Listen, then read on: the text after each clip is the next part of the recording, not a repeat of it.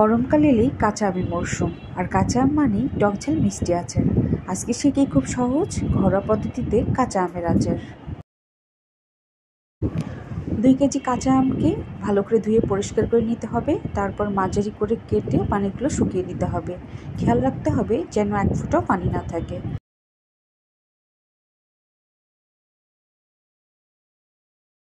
এক কাপ সরিষার তেল প্যানের মধ্যে দিয়ে দিতে হবে। তেলটা কড়কড়ে গরম হয়ে আসলে তাতে 2টো শুকনো মরিচ, 1 চামচ পাঁচফোড়ন দিয়ে দিতে হবে।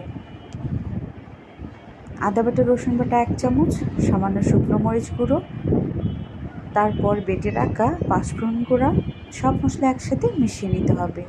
তারপর আমগুলোকে দিয়ে আমের সঙ্গে মশলাগুলোকে ভালো করে কষিয়ে নিতে হবে। আমি একটু একটু করে আমের চাকাগুলোকে দিয়ে দিচ্ছি। এভাবে সবগুলো আমকে আমি তেলের মধ্যে ডুবিয়ে দিব। আর আমি কিন্তু এই তেলের মধ্যে আমটাকে সুন্দর করে কষিয়ে নেব।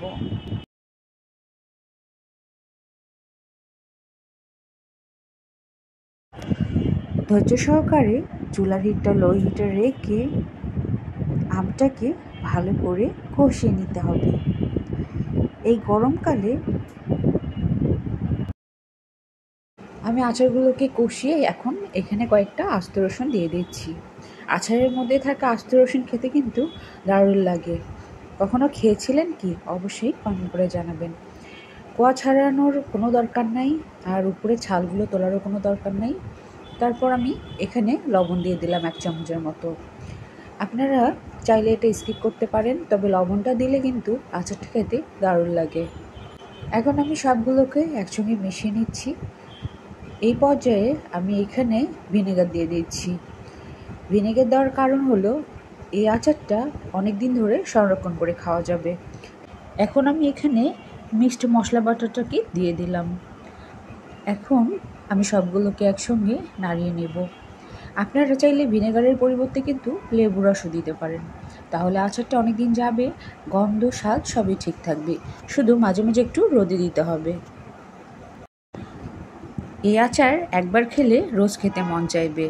গরম ভাত, ডাল আর 1 চামচ আচার যেন স্বর্গীয় লাগে। রেসিপিটা ভালো লাগলে শেয়ার করুন আপনজনদের সাথে, আর আমাদের নতুন নতুন ভিডিওগুলো পাওয়ার জন্য আমাদের চ্যানেলটিকে সাবস্ক্রাইব করতে ভুলবেন না।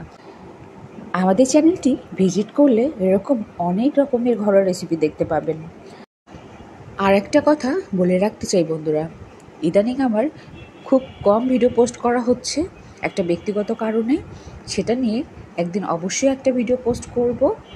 আর যদি আপনারা আমাদের রান্না নিয়ে কোনো ধরনের কমেন্ট করতে চান, অবশ্যই কমেন্ট করে জানাবেন। অবশ্যই আমি রিপ্লাই দেওয়ার চেষ্টা করব। তো বন্ধুরা, ভালো থাকবেন। আজকের মতো বিদায় নিচ্ছি MS কুকিং স্টুডিও থেকে। আসসালামু আলাইকুম, আল্লাহ হাফেজ।